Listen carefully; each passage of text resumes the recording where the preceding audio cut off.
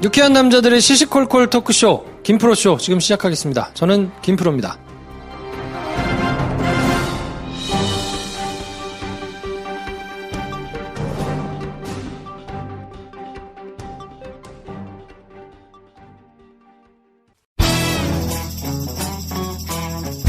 서초동 감식반장 김프로.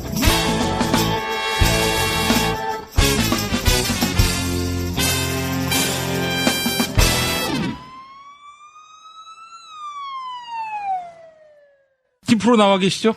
네, 안녕하세요. 김프로입니다. 한 주가 밝았네요. 자, 김프로. MB가 이제 바레인으로 나갔는데, 그러면서 이번 수사에 대한 그 불만을 강도 높게 피력했습니다. 어떻게 보세요? 내용 크게 의미 없고요.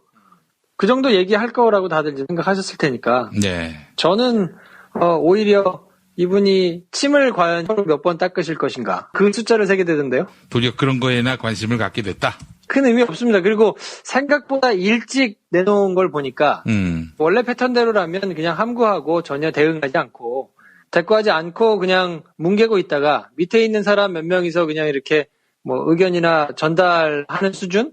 그러다가 소환에 임박해가지고 얘기를 하거나 검찰 소환을 받으면서도 굉장히 제한적인 얘기를 하거나 이런 정도로 하는 게 정석이었을 텐데 본인이 본인의 감정을 담아가지고 막 얘기를 했잖아요. 예. 정치 보복이 의심된다거나 이런 거를 얘기한 그리고 상식적이지 않다거나 근데 이제 증거로 나온 것들이 워낙 많기 때문에 예. 지금은 그런 수준으로 상식 비상식을 얘기할 정도의 단계는 이미 지나섰거든요. 근데 그렇게 얘기를 한다는 거는 그만큼 본인들이 조금 초조하거나 준비가 좀 덜 됐거나 푸달리거나 이런 거에 반증이기 때문에 크게 의미를 두실 필요는 없지만 저들이 굉장히 속이 타구나 이렇게 생각을 하시면 될 것 같습니다. 만약에 MB가 예를 들어서 아무런 잘못이 없다든지 또 철저하게 수사에 대비해서 털 테면 털어봐라. 나올 게 있나. 이런 입장이라면 어제 공항에서 어떤 스탠스를 취했을까요? 구체적인 내용에 대해서 얘기를 안 하고 굉장히 온화하게 웃으면서 여유 있는 모습을 아마 보였을 거예요. 근데 자극하는 발언을 상당히 했단 말이에요. 예. 정치적인 보복 근거로 보인다. 기대를 많이 했는데 실망했다. 이런 이제 뉘앙스를 풍긴 거는 자기들을 지지하는 정치 세력이 결집해라. 이런 시그널을 준 걸로 봐야 될 거거든요. 근데 정치적인 세력에게 결집을 요구하는 메시지를 던진다는 것 자체가 그냥 팩트 자체로 싸우기가 조금 후달리니까 서포트를 좀 해주세요라는 뜻으로 읽으셔야 되기 때문에 본인들이 어느 정도로 털렸을지를 아마 제가 보기에는 명확하게 다 파악하고 있지 않은 것 같아요. 예전에 본인들이 집권했을 때는 사정기관도 다 자기들이 이제 장악하고 있으니까 보고도 받고 이런저런 돌아가는 상황들을 다 알고 있으니까 야당이라든지 아니면 일부 뜻이 다른 검찰이라든지 경찰이라든지 이런 수사기관 그리고 또 인권위원회라든지 이런 곳에서 독자적으로 활동하는 것도 굉장히 제한적이거든요. 그 주변에 있는 정보들을 굉장히 많이 가지고 있는 상태에서 이렇게 내려다보는 차원이어서 저쪽에서 나름대로 수를 가지고 준비를 한다고 해도 그냥 뭉개고 지나갈 수 있는 여지가 굉장히 많았는데 지금은 본인들이 이제 그렇게 보고를 내밀하게 처음부터 끝까지 다 받는 상황은 아니란 말이에요. 여야가 바뀌었기 때문에.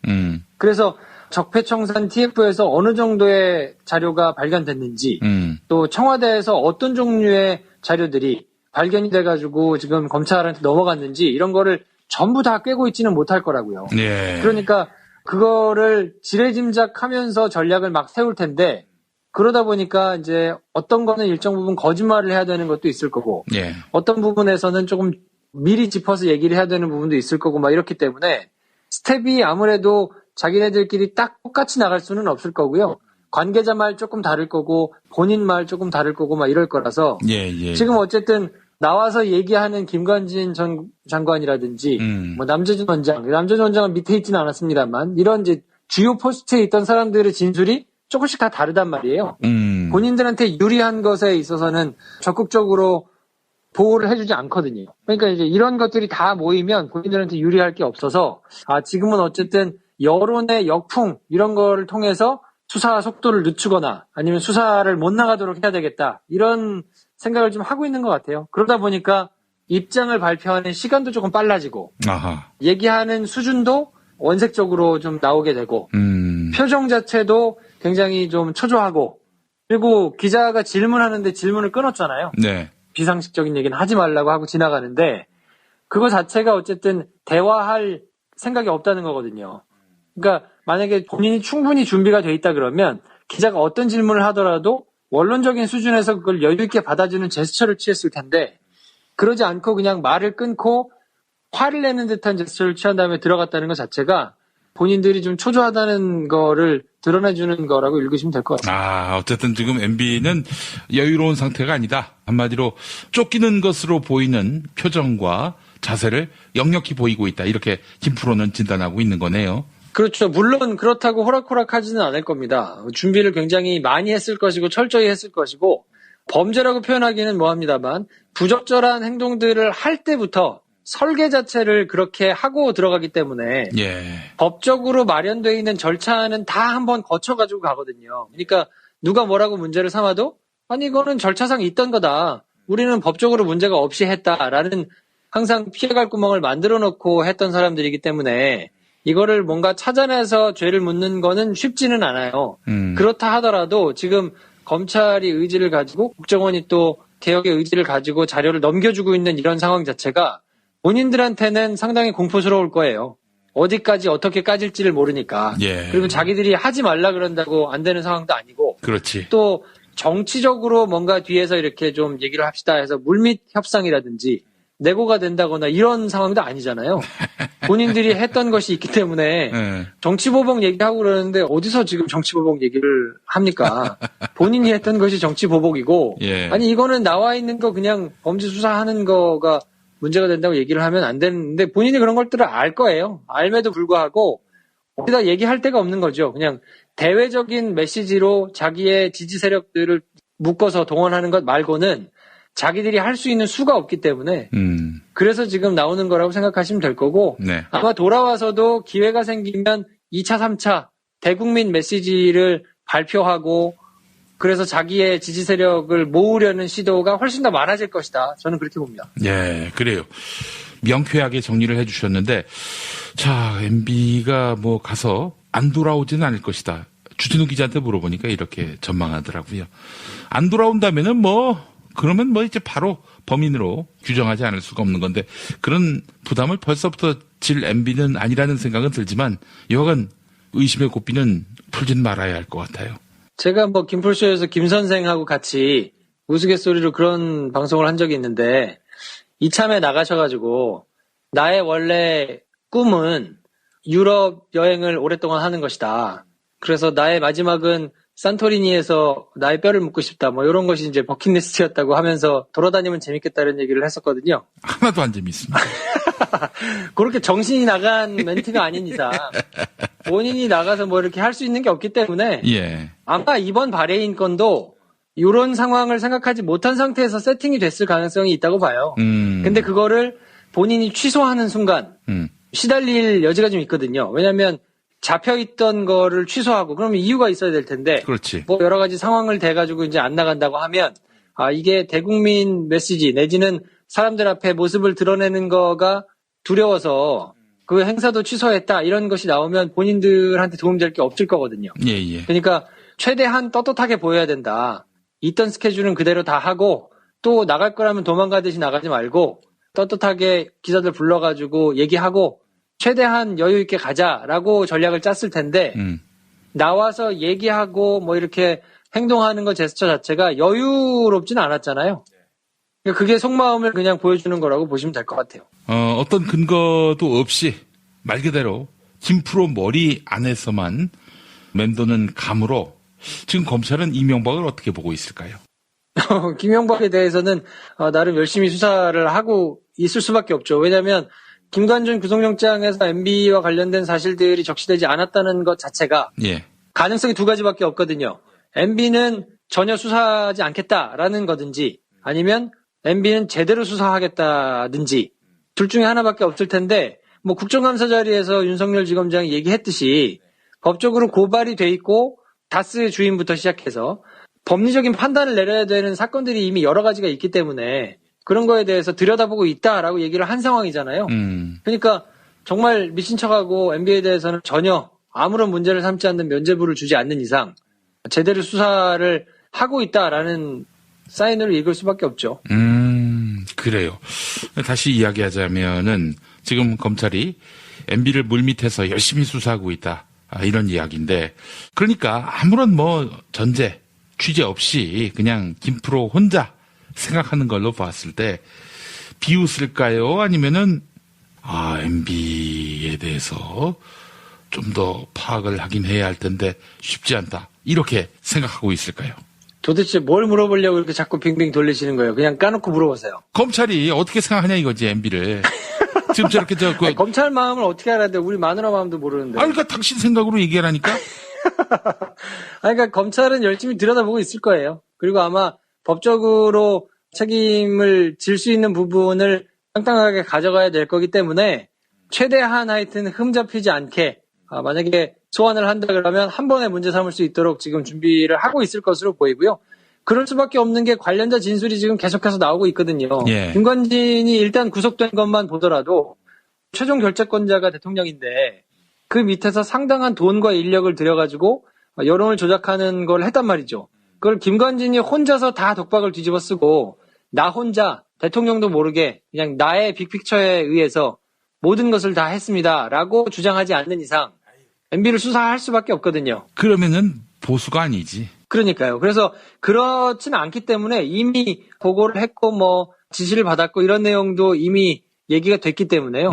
MB 수사는 당연히 간다고 봐야 되고 그 시기가 이제 얼마나 빨라질 것이냐의 문제인데 연내에 무슨 구속이 된다거나 이런 상황이 오기가 쉽지 않을 수는 있죠. 왜냐하면 준비할 것들이 많기 때문에. 그렇다 하더라도 그렇게 길지 않은 시간 내에는 어쨌든 MB에 대해서 포토라인을 쓴다거나 소환을 당한다거나 이런 모습은 볼 수 있지 않을까 싶습니다. 사실 김관진 구속 이후에 주진우 기자라든지 우리 김프로의 진단을 보더라도 큰 게 물렸다. 이게 MB 빠져나오기 쉽지 않겠다. 이런 뉘앙스가 느껴져요. 그러니까 아마 본인도 굉장히 다급했을 거예요. 그런 게 아마 기자회견장에서도 여러 가지를 읽히는 것 같고 많은 분들이 아마 기자회견을 보시면서 그런 비슷한 분위기를 느끼셨을 거라고 생각합니다. MB가 멘붕이구나 이렇게. 멘붕까지는 아니더라도 주변에서 조력하는 사람들의 조력이 그다지 신통치 않다라고 느끼고 있을 거예요, 본인은. 자, MB가 택할 수 있는 우리의 상상을 초월할 카드가 있을까요? 지금? 그렇진 않을 거고요. 일단 말씀드린 대로 돌아와서 자기의 지지 세력들을 최대한 모으고 또 보수 언론을 비롯해서 자기들하고 뭔가 이속이 맞는 집단들이 있을 거거든요. 예. 그러니까 이른바 보수 언론이라고 하면 조중동으로 대표되는 언론들이 종편들을 다 하나씩 가지고 있는데 이것과 관련돼 있는 이권, 돈의 크기 이런 것들이 상당하거든요. 그러니까 자기들하고 방향이 일치하는 세력들을 최대한 모으려고 노력을 아마 할 것이고 그것들이 이제 수면으로 하나 둘씩 좀 나오지 않겠느냐. 그러면 그 사람들이 할 수 있는 얘기라고는 적폐청산을 내걸면서 수사하는 거 너무 길다. 이걸로 국론이 분열되고 국가 경쟁력이 낭비되고 우리가 지금 힘을 합쳐가지고 돈을 더 많이 벌어야 되는데 돈벌이에 굉장한 지장이 오고 있다. 이런 얘기를 하면서 이제 그만하자. 이 정도에서 덮자. 화합하자. 이런 얘기들을 이제 할 거거든요. 예. 그런 메시지를 최대한 많이 쏟아내면서 사람들이 수사에 조금 질려가지고 이제 좀 그만 좀 했으면 하는 스탠스를 가져가려고 노력을 할 겁니다. 아마 들어와서 굉장히 많이. 그렇지만은 택도 없는 얘기고 문재인 정부나 지금 적폐청산 수사를 맡고 있는 검찰 쪽에서는 계속해서 이 드라이브를 이어갈 것이다라고 봐도 되는 거지요. 그럼요. 아마 그 사람들이 쓸 수 있는 카드는 그 정도일 테지만 이미 문재인 정부에서 가지고 있는 사건들이 워낙 많아가지고요. 또 다른 사건이 터져 나오겠죠. 그걸 꼭 기획해가지고 하나씩 터트린다고 보기는 좀 어렵겠지만 예. 일단 그냥 순리대로만 돌아간다 하더라도 검찰에서 나오는 것들 또 언론이 지금은 열심히 취재를 하겠다고 막 여기저기 뛰어다니는 기자들이 좀 있기 때문에 예. 컨트롤을 누군가 해서라기보다는 단독 기사 형태로 터져나오는 것들도 많을 것이고 그렇기 때문에 제어하기가 쉽지는 않을 겁니다. 옛날처럼. 알겠습니다.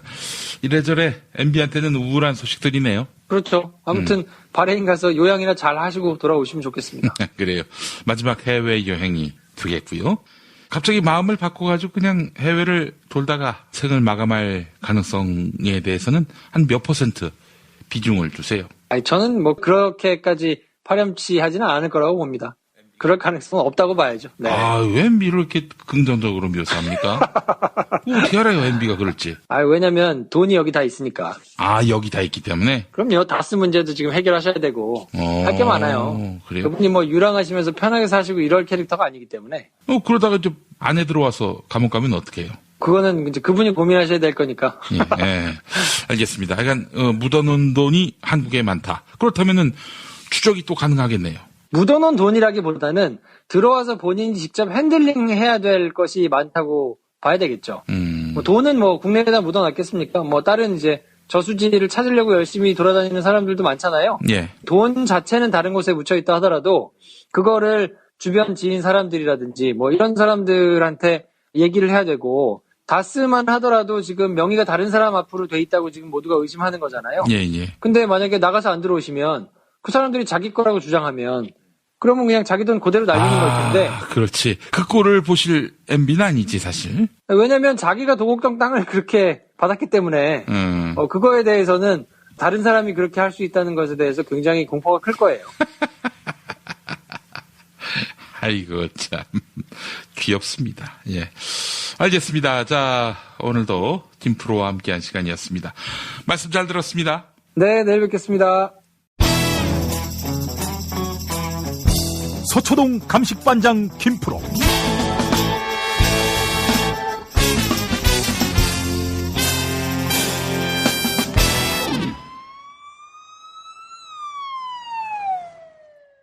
김프로 나와 계십니까? 네, 안녕하세요. 김프로입니다. 네. 늘 우리가 이제 검찰 수사 혹은 법원 판결 이렇게 서초동 이야기를 중심으로 대화를 나눠왔는데 MBC 이야기를 안 할 수가 없습니다. 그러니까요. 박문진이 이제 해무결을 했는데 많은 언론인들이 특히 MBC 식구들이 지금 이제 길거리에서 수정을 계속 해왔잖아요. 그래서 오늘은 이 얘기를 조금 하면 좋겠다는 생각에 이제 MBC 김장겸 사장 관련해가지고 얘기를 한번 해볼까 합니다. 예. 일단 그 해임이 의결됐지만은 이게 확정되는 것은 주주총회를 거쳐야 이게 유효한 것이 되는 거 아닙니까?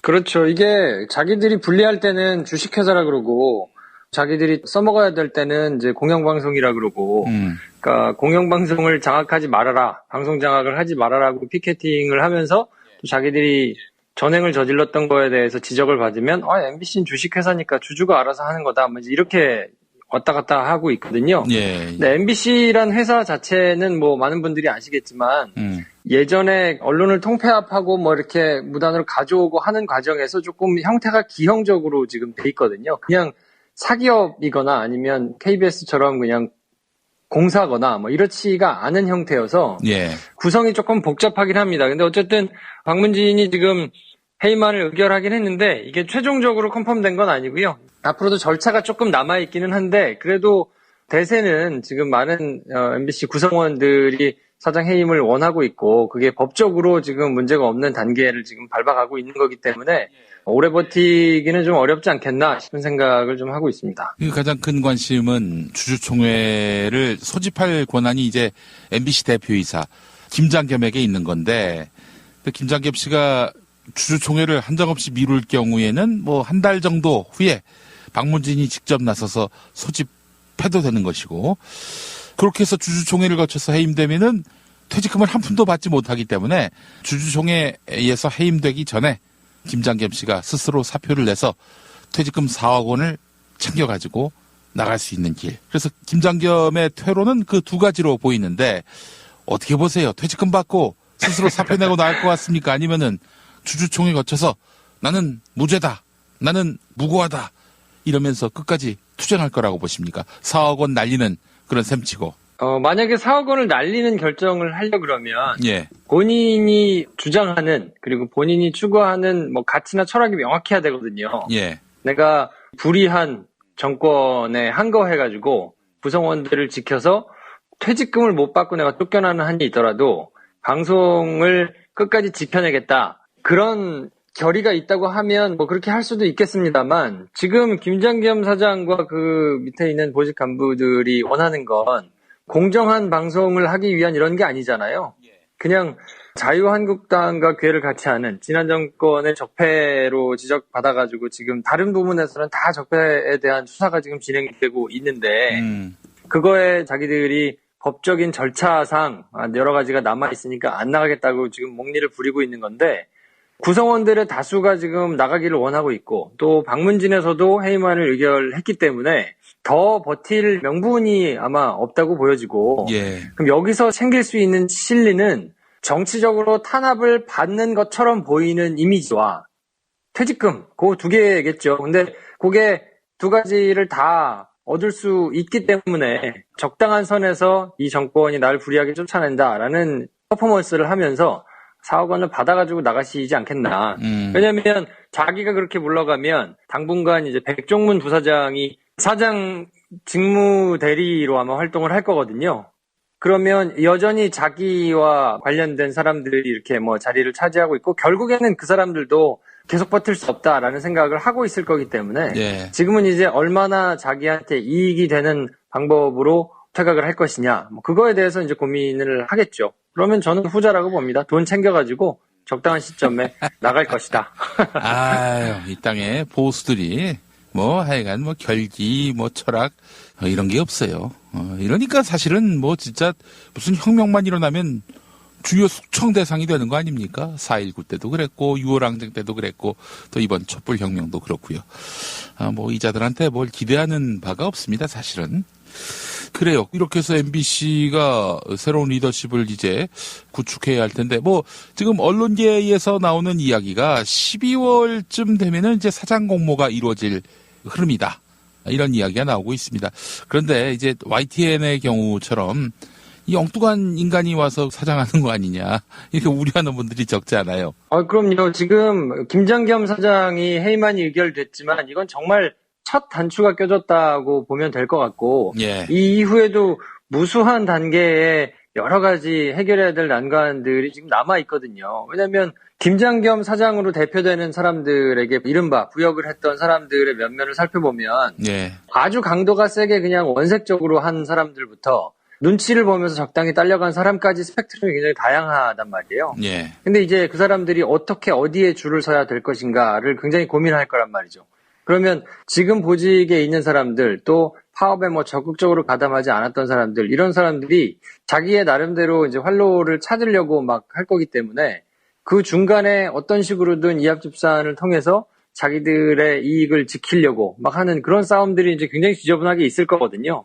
근데 그거는 사실 외부에서 누가 개입을 해가지고 정리를 하거나 이렇게 하기가 사실은 쉽지 않은 문제란 말이죠. 물론 방문진이 있기는 하지만 그것 말고도 이제 내부 구성원들 간의 뭐 알력도 있고 또 굉장히 많은 인원이 시용, 그러니까 원래 일을 열심히 하던 사람들을 다른 부서들로 막 쫓아내면서 빈자리를 그냥 갖다 메꾸느라고 사람들을 채용을 했는데 그 인원이 상당하단 말이에요.